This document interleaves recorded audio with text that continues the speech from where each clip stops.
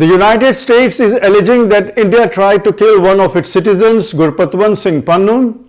Now, Pannun is a declared terrorist in the eyes of Indian state and the leader of the secessionist Khalistani movement. In posing this single question, the United States is opening itself to two questions. One, can the US count the assassinations it has carried out on foreign soil? Two, why the United States is harboring a terrorist instead of turning him over to the Indian state? Let me ask the United States a simple question. Is this the act of a friend or is it a hybrid war against India?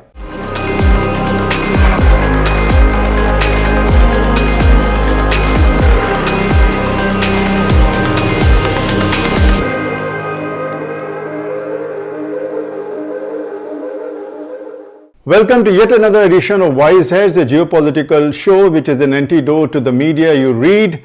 I am your host, Ashish Shukla. Now we know that first Canada and now US are trying to browbeat India on alleged murder or such attempts on its citizens. Whether India has done or not done it is a moot question. The real stuff is what gall the United States or Canada has to ask India this question. Don't we know that the United States carries out assassinations all over the world? Forget Osama bin Laden, the United States was behind the assassination of a number of foreign leaders. Let me reel off a few names which come off my head. Patrice Lumumba of Congo, Salvador Allende of Chile, Rafael Trujillo of Dominica, Ngo Dinh Diem of South Vietnam. So numerous were attempts on Fidel Castro of Cuba that Castro once said, if surviving assassinations were an Olympic event, I would win the gold medal. The US bombed the residence of Muammar Gaddafi of Libya. It did likewise with Saddam Hussein of Iraq. It plotted the overthrow of Iranian Prime Minister Mohammad Mossadegh in the 1950s. So numerous were such attempts on foreign soil by the United States through the CIA that the US Senate admitted its role in assassinations in the 1970s. The US Senate passed an executive order that no employee of the United States government shall engage in or conspire in political assassinations. Now, how did the United States get around this ruling? By simply changing the terminology from assassination to targeted killing in self-defense, which is permitted under international law. And so it has continued with the North Koreans in recent years accusing the CIA of using biochemical and radioactive substance to try and kill their leaders Kim Jong-un. Interestingly, these substances result in a death after 6 or 12 months. So no blame could be pinned on anyone. The same is the method in trying to hack into car control systems. It potentially could allow an agent to stage a car crash, as was revealed by WikiLeaks in 2014. What about Canada? Well, Canada has been hosting terrorists for decades, not just to destabilize India, but other South Asian states as well. We all know Canada is the home of Khalistanis network.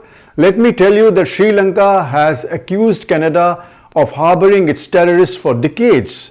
Bangladesh has done likewise, claiming that Canada has become a hub of murderers. Canada has been harboring Khalistanis for decades despite their blowing up an Air India plane in 1985 which killed 329 people. Till 9/11 happened, it was the deadliest aviation disaster ever happening.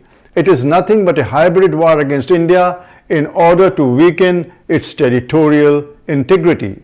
As India's Foreign Minister Dr. S. Jaishankar put it, if this happened to any other country, how would they react to it? Like the US and Canada and from Anglo-Saxon bloc, the same is the United Kingdom. We all know it takes vicarious pleasures in watching the British James Bond taking out enemies with his license to kill. Like the United States, the UK's MI6 has a policy that its officers don't kill anyone. But they could, of course, if those actions are authorized in writing by a Secretary of State. Now try to compare this information with what you read in your mainstream media. The mainstream media makes it appear as if the United States is a headmaster and India a student.